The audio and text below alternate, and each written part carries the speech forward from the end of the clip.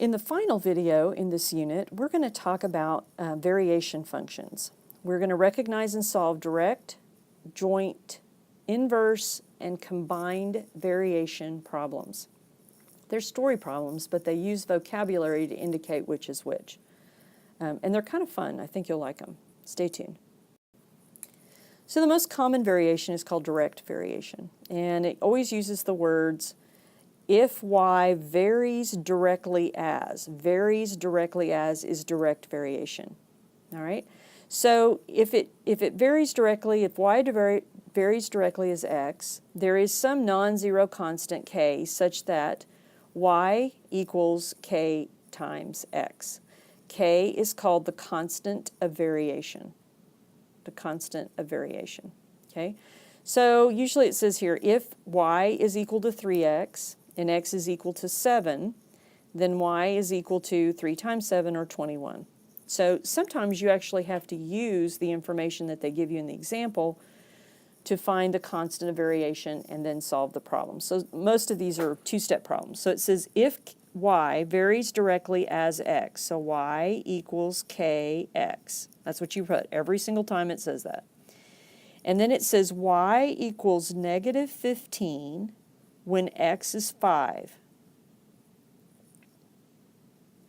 So this part of it tells me how to find k. All right? So I'm going to divide both sides by 5, so negative 3 is equal to k. And so my direct variation equation is going to be y equals negative 3x. It's linear. Notice that? That's the slope. That's what you're looking for. Direct variation is just finding the slope. Then it says find y when x equals 3. So this is the problem, but you had to go through this other part first before you can solve the problem. So y equals negative 3 times 3, y is equal to negative 9, and that's your answer. So direct variation looks like this. Joint variation says this: y varies jointly as x and z if there is some constant k such that y equals k times xz.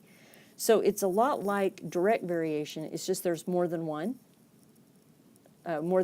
variable. So there would be the constant of variation and then the other variables, and they will be multiplied together.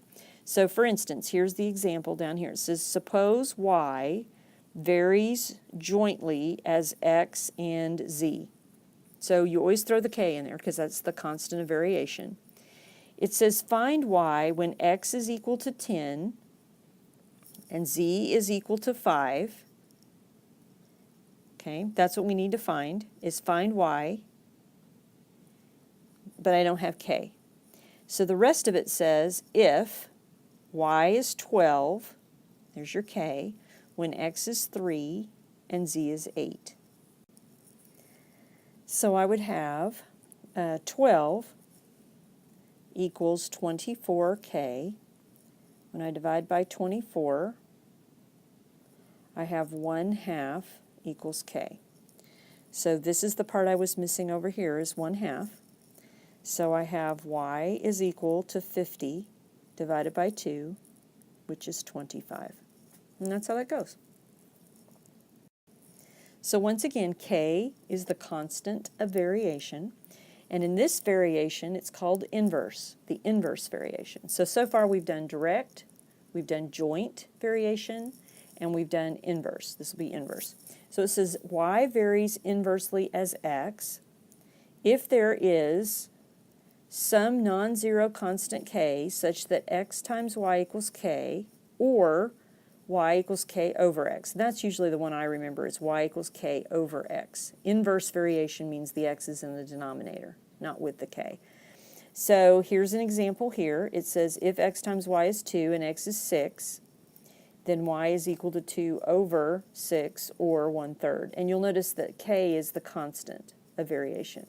But in most problems, they're going to ask you to find the constant of variation. So let's do this. It says if r varies inversely as t, and I just use k for that, and when t is equal to 2,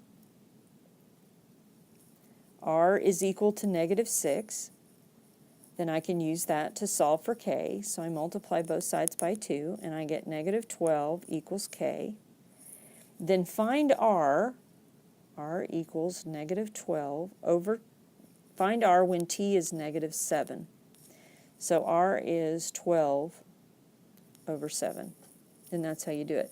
So the most difficult part of this thing, if there's anything at all that's difficult, is trying to figure out how to set up the problem. And you have to look at the vocabulary that r varies inversely, directly, or jointly.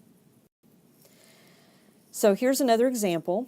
This is a combined variation, So it says suppose f varies directly as g. All right, so f varies directly as g and inversely as h. So I put the constant of variation, the k, is always in the numerator. So f varies directly as g, g's in the numerator, inversely as h. Find g when f is equal to 6 and h is equal to negative 5 if. All right, so this is the if part is going to tell me how I can find k. It says g is 18, so I don't know what k is, but g is 18, when h is 3 and f is 5.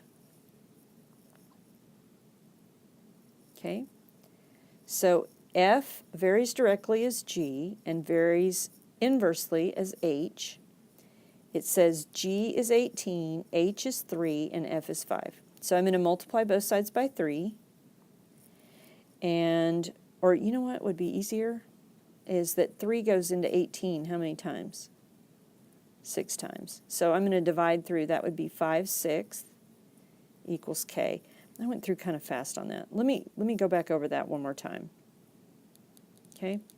Because this is 18 over 3, I can actually reduce that. Now I could multiply both sides by 3 and I'll get the same thing. It's just I'll have to reduce it anyway.